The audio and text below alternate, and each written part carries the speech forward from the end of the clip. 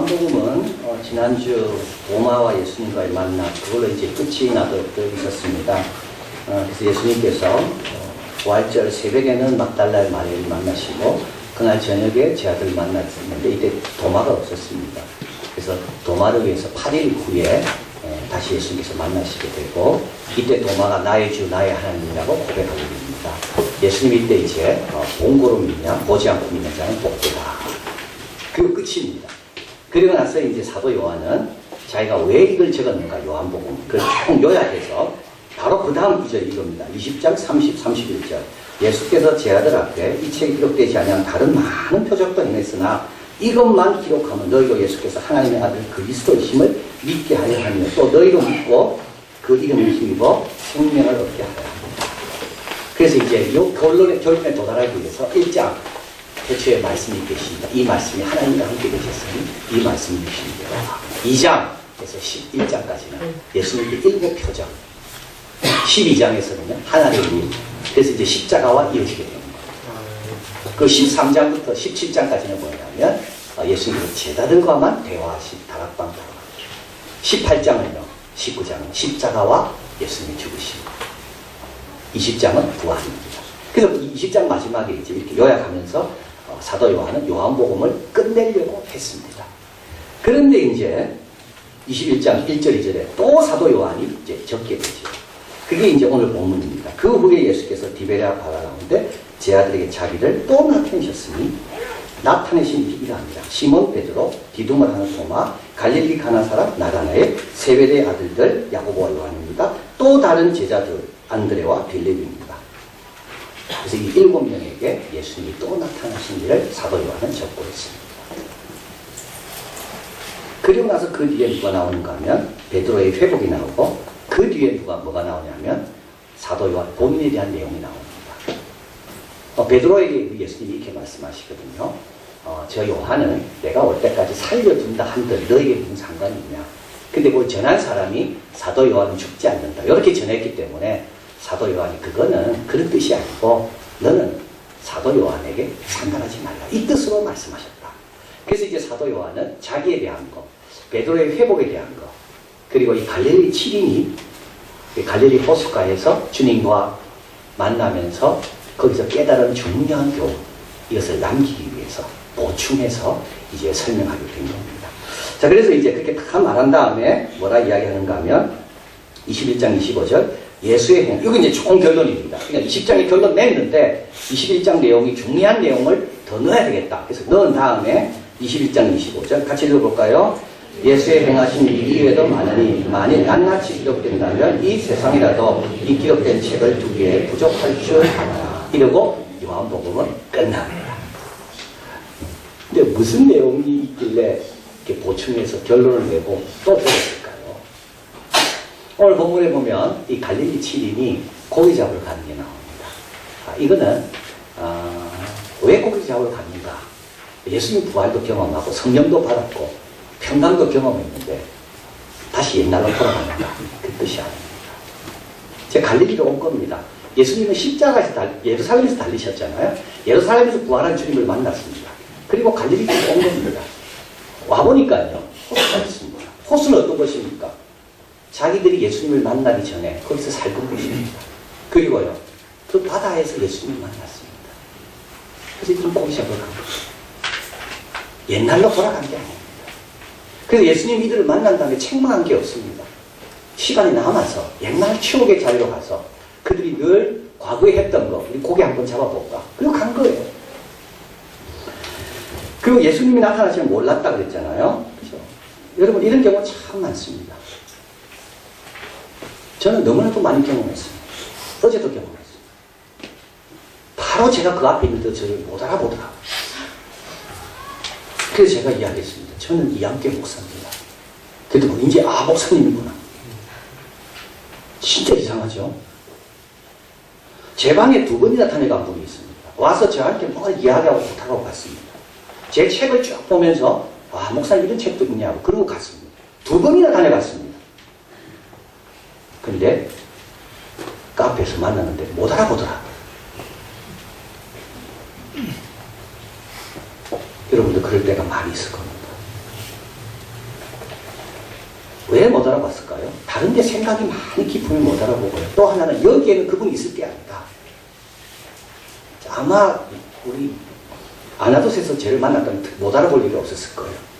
근데 여기 오실 일이 없다. 그래서 생각을 아예 안 했기 때문에 못 알아본 거예요. 제아들도 그렇습니다. 우리 예수님께서 우리가 이렇게 취미 삼아 그냥 장난 삼아 바닷가에 고기 잡으러 왔는데 주님께서 여기까지 오시겠는가? 그래서 이제 못 알아본 거죠. 그런데 여기서 주님은 중요한 교훈을 주고 계시는 겁니다.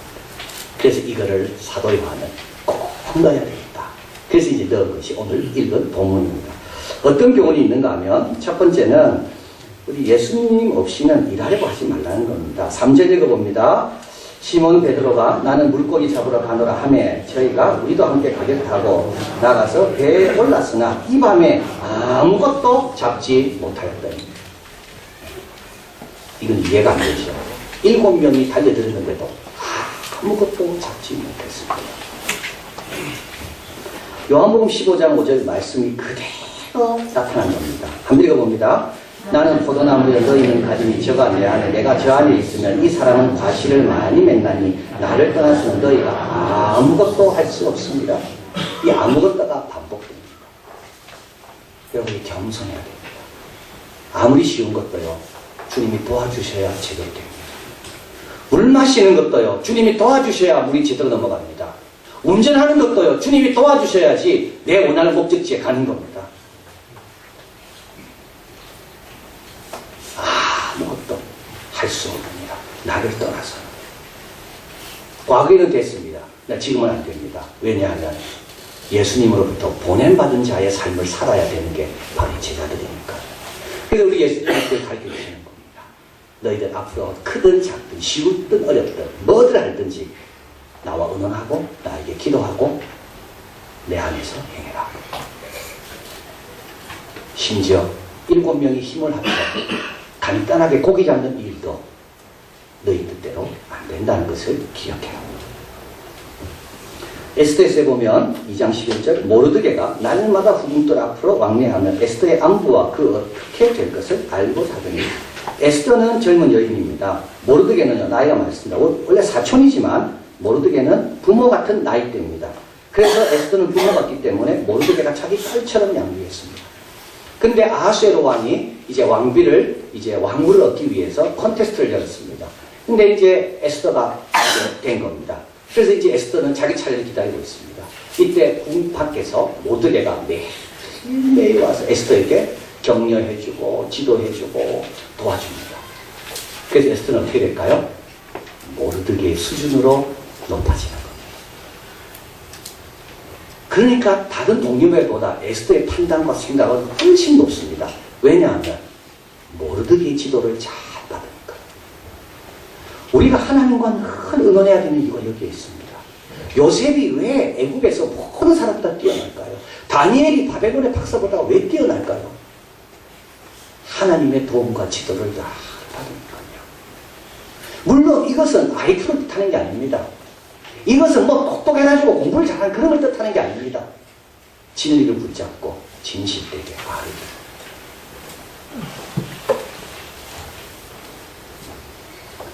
우리 예수님은 어떻게 사셨나요? 새벽이며 한적한 곳에 가서 기도하셨습니다. 제자들을 뽑을 때도 밤이 늦도록 기도했습니다. 십자가 앞에서도 예수님은 땀이 핏덩이처럼 떨어지도록 기도하신 거예요. 왜냐하면 내 보낸 분의 뜻을 내가 확인해야 되니까. 제 아들에게 주님은 이걸 오늘 가르치고 계시는 겁니다. 너희들은 보냄받은 자 아니냐. 아버지가 나를 보낸 것처럼 나도 너희를 보낸다 했기 때문에 이제부터 너의 삶은 어떤 삶인가? 나 없이는 하지 않는 삶입니다. 늘 나와 의논하고 나의 뜻을 구하는 삶이 너희들이 살아야 될 삶이다. 이것을 교훈하시는 겁니다. 두 번째로 여기서 깨닫는 것은 말씀대로 하라는 겁니다. 5절 예수께서 이르시되 너희에게 고기가 있느냐? 없나이다.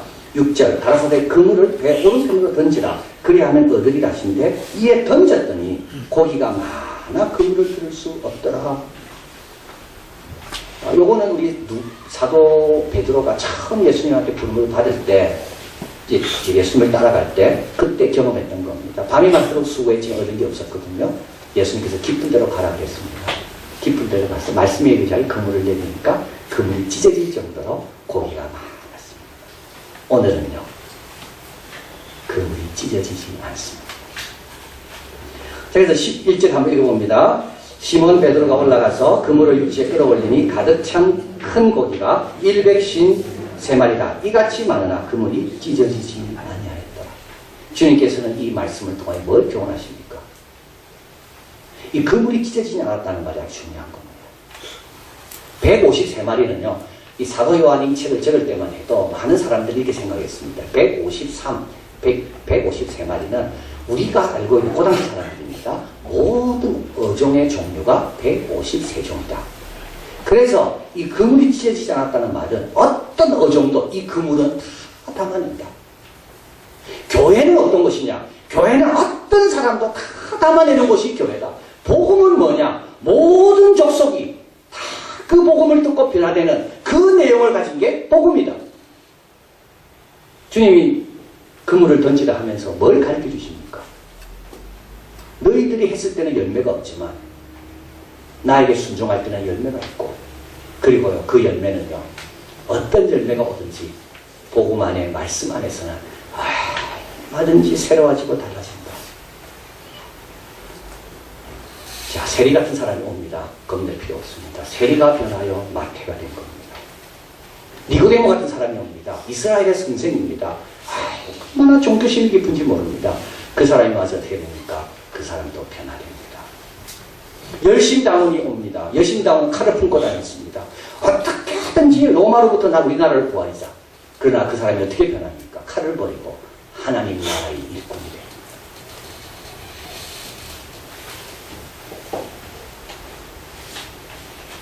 말씀을 믿고 말씀의 열매를 바라보면 된다. 우물가의 여인입니다. 남편 탓을 지었습니다. 그런데 이 여인이 어떻게 변화됩니까? 물동이를 버려두고 사마리아 성을 내려가서 혼전하고. 그래서 교회 문이 열려 있습니다.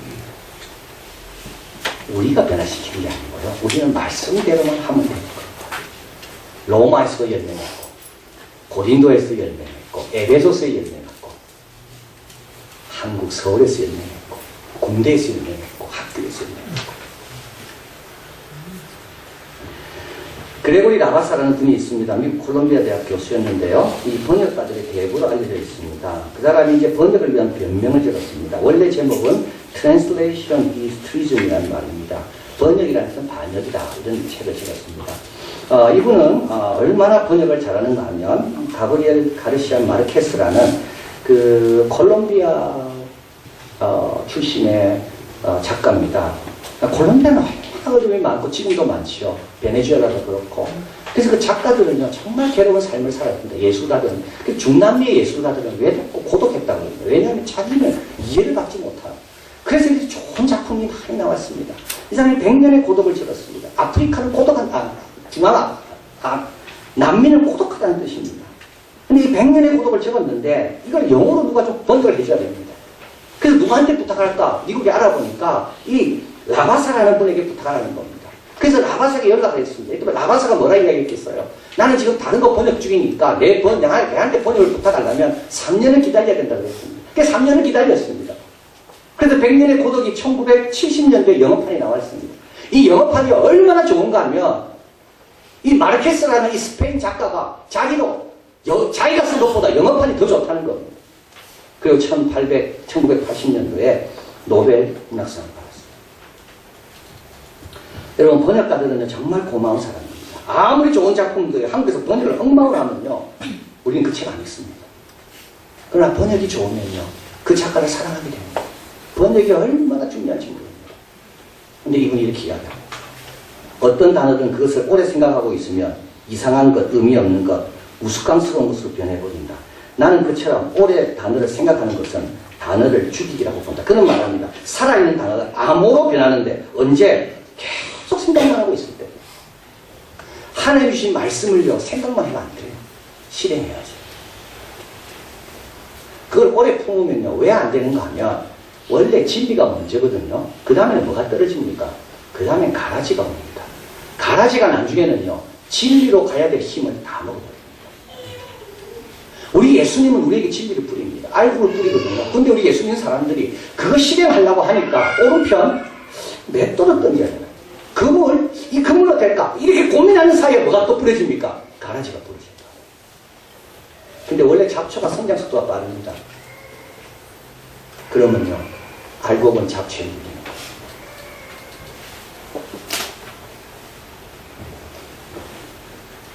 환경을 보면 안 되고요. 즉시 순종해야 됩니다. 우리 예수님께서 배 오른편으로 던져라. 그러면 그냥 던지는 거예요. 그러니까요. 153마리가 그물을 찢어지지 아니하고 큰 물고기가 거기에 걸린 겁니다. 뭘 교훈하시나요? 말씀대로 하라는 겁니다. 말씀대로 해라. 거기에 더하거나 빼지 말고 말씀대로 해라. 자, 그리고 마지막 교훈이 여기 있습니다. 우리를 위한 상이 준비하신다는 교훈입니다. 이제 세 번째 만남에서 우리 이제 제자들은 고기가 많이 있는 것을 보고 이제 예수님이 있는 곳으로 이제 육지에 배를 대고 건너오게 됩니다. 9절 육지에 올라와 보니 숯불이 있는데 그 위에 생선이 놓였고 떡도 있더라. 12절 같이 읽어봅니다.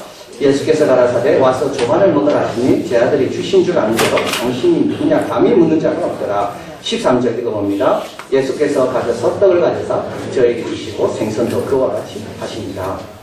자, 올라와 보니까 뭐가 있습니까? 숯불이 있습니다. 여러분 숯불 피우는 건 쉽지 않습니다. 예수님은 충분히 이룰 수 있습니다. 내가 숯을 준비했는데 너희 좀 불 좀 피워라. 그래도 제 아들은 너무 고마울 거예요. 야, 예수님께서 우리를 위해 숯을 준비하셨구나. 근데 와보니까요, 숯불은 이미 피워져 있고 그 위에 생선이 놓여져 있고 거기에 떡도 있는 겁니다. 그리고 예수님 뭐라 말합니까? 와서 먹어라. 여러분 우리가 예수님 섬긴다 생각하잖아요. 아닙니다. 예수님 우리 더 열심히 섬기고 계십니다. 우리에 비하는 것 비하면 예수님은 훨씬 섬세하게, 훨씬 자세하게, 훨씬 정성과 사랑으로 빈틈없이 우리를 섬기십니다. 누가복음 12장 37절 같이 읽어봅니다. 주인이 와서 깨어있는 것을 보면 그 종들은 복이 있으리라. 내가 진실로 너희에게 이르노니 주인이 이를 띠고 그 종들을 자리에 앉히고 나와 수종하리라. 이상하죠, 그죠? 오히려 종을 주인이 섬기는 겁니다. 주인께서 우리를 그런 식으로 섬기신다. 그래서요, 열심히 하라는 거예요. 열심히 하라는 거예요. 요한계시록에 보면 이기는 자에게 주는 상이 얼마나 많은지. 사도 바울은 뭐라고 고백합니까? 나를 위하여 의의 멸류관이 계기되었다. 주님을 위해 수고하는 삶은 절대 헛되지 않습니다. 이걸 지금 여기서 가르쳐 주시는 겁니다. 김영석 교수님이 적은 100년을 살아본이라는 책이 있습니다. 여러분 이번 가정의 달을 맞이해서 이 책 꼭 한번 읽어보시고요. 좀 선물하시기 바랍니다. 100년을 살아보니. 이 책은 본인이 지금 97세입니다. 작년 8월 달에 나왔습니다. 그냥 96세 때 나온 겁니다. 우정, 신앙, 부부관계, 자녀교육, 성리, 애국심 이런 데에 대한 우리가 꼭 새겨줘야 될 귀한 내용이 거기에 있습니다. 이분은 철학을 전공한 분이기 때문에 이 철학적인 어떤 생각이 있지만 거기에 신앙과 인생이 녹아나니까 굉장히 유익한 내용이 많이 있습니다. 여러분 보시고요. 예수 안 믿는 사람들이 있죠. 선물하시면 그분들의 생각이 좀 바뀔 겁니다. 그래 이렇게 이야기합니다. 자기가 인생을 살아보니까 인생은 우연도 아니고 운도 아니더라. 인생은 섭리더라. 섭리는 뭔가 하면 자연법칙 밖에서 역사하는 게 섭리다. 신구약은 다 무슨 이야기인가? 하나님의 섭리에 대한 이야기다. 그는 경쟁에 대해서도 이야기합니다. 그 사람, 자기 친구 3명 있었습니다. 안병욱 교수하고 김태일 교수하고 본인입니다. 다 본인 다 80 후반 90대에서 돌아가셨습니다. 이제 이분만 남아 계시는데. 근데 사람들이 둘 다 철학 전공자들 아닙니까? 근데 어떻게 우정이 그렇게 좋냐고 물었답니다. 그래서 그가 이렇게 대답합니다. 경쟁에는 3가지 경쟁이 있다. 이기적 경쟁, 이는 불행을 가져오고, 선의의 경쟁은 성장과 발전을 가져오고, 그러나 사랑의 경쟁이 있는데 이것은 행복을 가져다. 또 참 이게 너무나도 세계대라는 말이 있습니다. 신은 인간에게 신을 주지만 악마는 유혹한다 했습니다. 그걸 인용합니다. 그러면서 악마의 유혹은 어떤 거냐면 첫째, 많이 가져라고 유혹합니다. 많이 가지면요, 남보다 더 가져라고 유혹합니다. 남보다 더 가지면요, 남의 것을 뺏어라고 유혹합니다.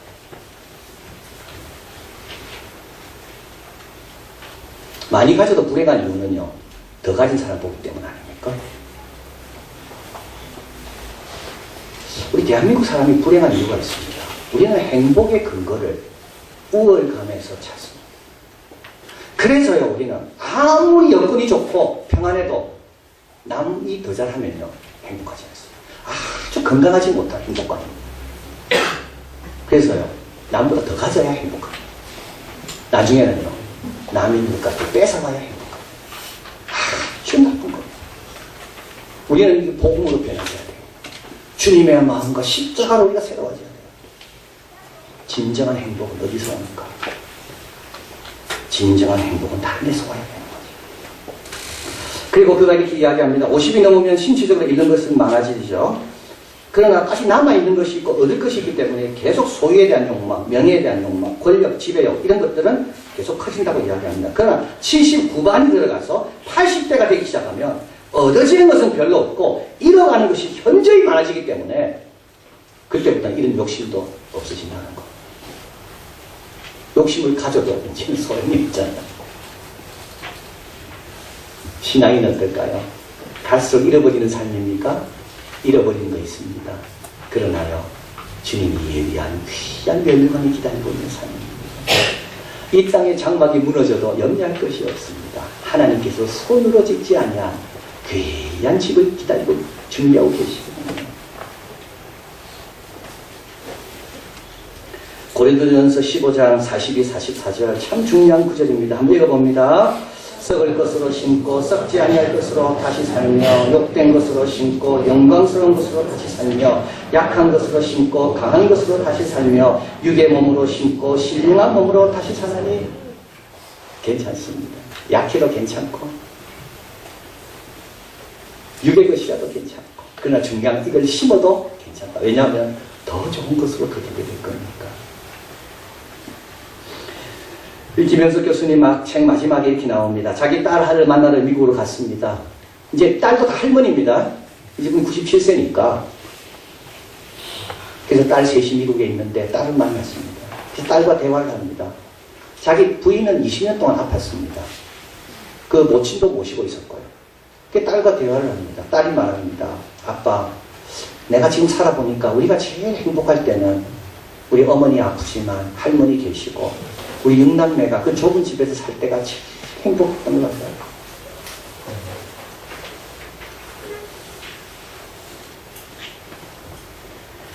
그래서 그가 2011년 한림대학에서 주는 상을 받으면서 다음과 같이 말합니다. 제가 이 책을 들었죠. 제가 사랑에 있는 고생이 행복하다는 사실을 깨닫는 데는 90년이 넘는 세월이 걸렸습니다. 여러분, 우리는요, 사랑만 있고 고생을 얻기를 원합니다. 근데 실제로 사랑이 있기 때문에 고생이 있다고 합니다. 그래서 제가 어디 가서 이 말을 했습니다. 그러니까 한 분이 저한테 이야기하더라고요. 자기가 늘 인용하는 말이 있는데 그 말은 다 한 것 같습니다. 고생이 있다는, 고생을 모르는 사람은 사랑도 모른다. 여러분, 교회 사랑하기 때문에 힘든 겁니다. 그 영혼을 사랑하려고 하기 때문에 힘든 겁니다. 또 그분이 저한테 이 말을 인용해 주더라고요. 이혜인 수녀의 말입니다. 내가 고생이 있다고 행복하지 않다는 말이 아니다. 내가 행복하다고 고생이 없다는 말이 아니다. 고생과 행복은 같이 가는 겁니다. 언제 제일 행복할까요? 돌이켜볼 때 언제가 제일 복된 순간입니까? 내가 고생하기 때문에, 사랑하기 때문에 고생하는 그 시간이 제일 행복한 시간입니다. 바로 오늘. 포도나무에 붙어있는 가지가 되어야 됩니다. 그래야 우리 수준이 달라집니다. 여러분, 말씀대로 순종해야 됩니다. 그래야지 하나님이 행하시는 것을 보게 됩니다. 그리고 언젠가 다 마치고 주님 품으로 갔을 때 우리는 다 놓고 가는 것 같지만 변치 않고 쇠하지 않는 귀한 멸류관으로 우리를 맞이하신다. 이 깨달음을 사도 요한은 우리가 갖고 주님을 따라라. 이 말씀으로 승리하기 바랍니다. 사랑하는 하나님 감사합니다. 우리는 잃어도 염려할 것이 없습니다. 하늘에 쌓아둔 더 귀한 것이 기다리고 있습니다. 겉사람은 후패할지 모르지만 우리 속사람은 날로 새롭습니다. 그러나 하나님, 이 땅에 있는 동안, 호흡이 있는 동안 하나님의 수준에 맞도록 주님과 늘 의논하게 하시고, 그리고 우리는 약하지만 말씀은 강합니다. 우리는 능력이 없지만 보배가 우리 안에 있기 때문에 그 보배는 얼마든지 능력이 있습니다.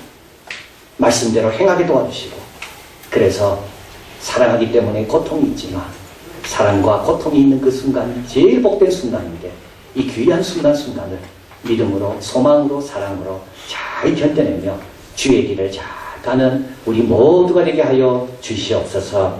예수 그리스도 이름으로 기도하옵나이다. 아멘.